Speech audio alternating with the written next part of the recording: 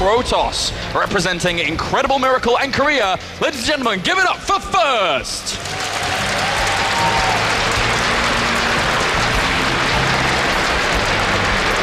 And up to the top right, the Tyrant himself, representing Korea and Evil Geniuses. Give it up for Jaedong. Jaedong looking ever so focused.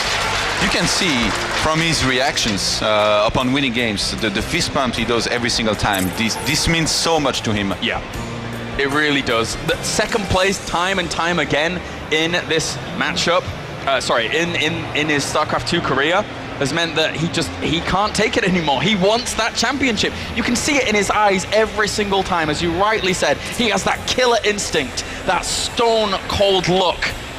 Focus is absolutely essential, and Jaedong has plenty of it.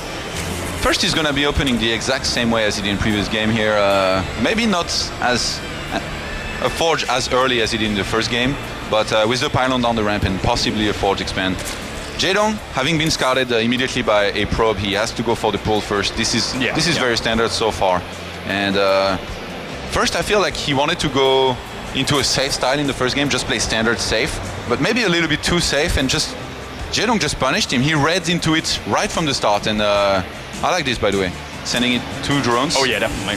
This is going to be very hard for the probe to block for too long, and this might be a good enough incentive to throw down a pylon for first, but since he went for the Nexus first, he would actually get his Forge very late if he did. A nice block, oh my god, I can't believe he did that for so long against 2 drones. This is so hard to do. Yeah, that was very, very impressive control there by first. But I've got to ask you, Todd, now, going into game number 2, a map like Neoplanet S, do you think we're going to see a similar strategy from Jaedong from game number 1, or do you think he changes it up a bit?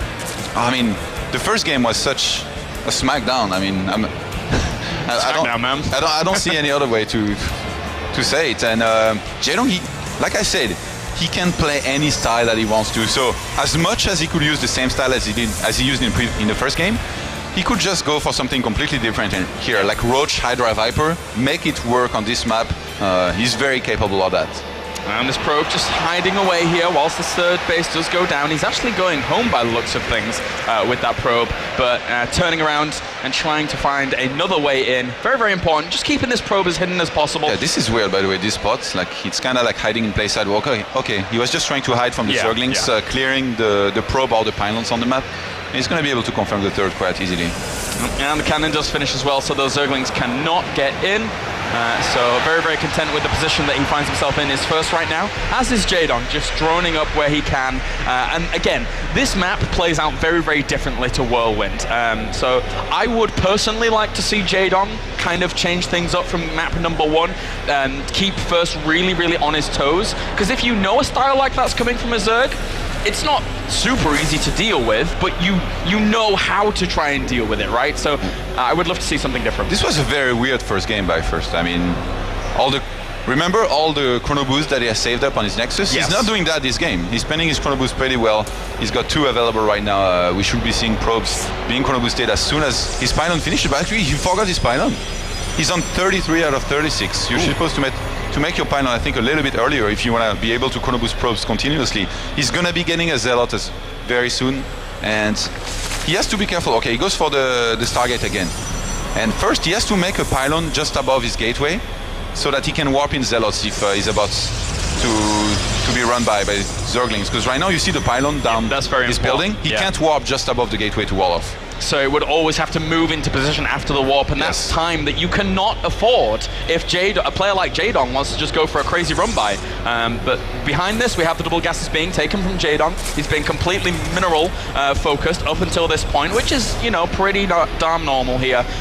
But Jaedong's the kind of guy that really doesn't mind too much about skipping the Roach Warren at a normal time.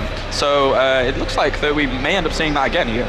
Yeah, I guess he's very focused on taking down potential pylons on the map. He's got overlords everywhere. So if you can deny that very well, you don't actually need a Roach Warren. Exactly. You can just have Zerglings. And especially if you go for the double evolution chamber, which he has not yet so far made in this game. So that's interesting. In the previous game, he went for it kind of late. I think it was before the 8th minute.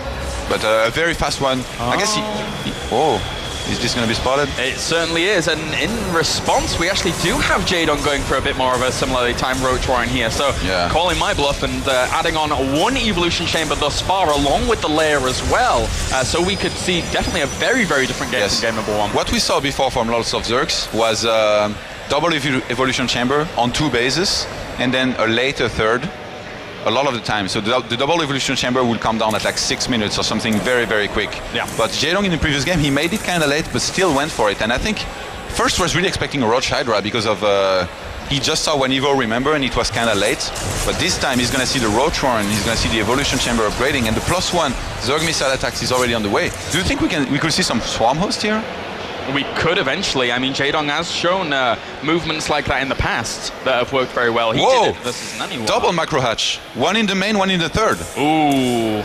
Okay, since there is such a huge space around the natural of first, and you can attack from 2 sides as a Zerg, Jaedong could go for lots of roaches, possibly some Hydralisks in support, and just try to keep on going for flanks, to never let first take a third base, just like in the previous game, just in a different way, with roaches this time instead of full Zergling. If he goes for that and first is not ready, first does not see it coming, it's going to be very hard for him to hold it.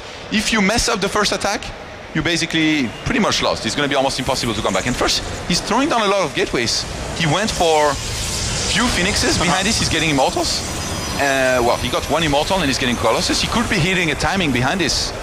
Look, he's got Probe. 19 and 16 on his bases. So I think we might have a 2-base timing here maybe by first, possibly. But regardless of defense or aggression here from first, he's going to need that production because Jaedong behind this, he has a hell of a lot of production with those 2 extra macro hatches they're about to finish up. That lava's going to spike up very, very quickly, very soon. And he's hiding the roaches. This is so smart. The Phoenixes, they are on the map picking off an Overseer now. They are trying to kill some Overlords as well. Jaedong, he has perfect vision of the third bases of first. He knows that there is no third base just yet. He's trying to do a scout in front of the wall of first about the upgrades. I think he saw there was +1 and the 4 still not upgrading. So that's a big tell as well, because if first will go for +2 or blink, you know, like there will be less chance he's committing to a huge attack. But this is going to hit soon, and because Clear Reconstitution is finished, all of those roaches are going to get over there very, very quickly, and so much reinforcement potential. Those creep tumors focus down that path just to be able to reinforce a little quicker. Usually I would say full roach is not enough against this, but I mean, this is Jaedong. He's got 27 roaches already. 90 army supply against 54, and now first he's moving out. Jaedong is going to need the perfect flank.